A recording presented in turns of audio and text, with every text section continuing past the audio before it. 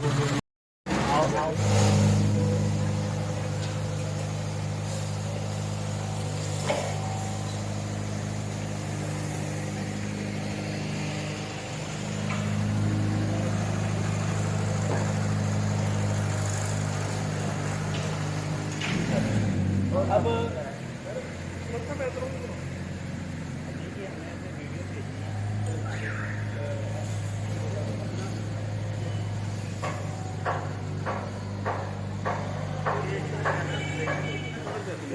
ये sir 8-8 foot 10-10 foot cover किया है, 12 फुट जगह कवर की है।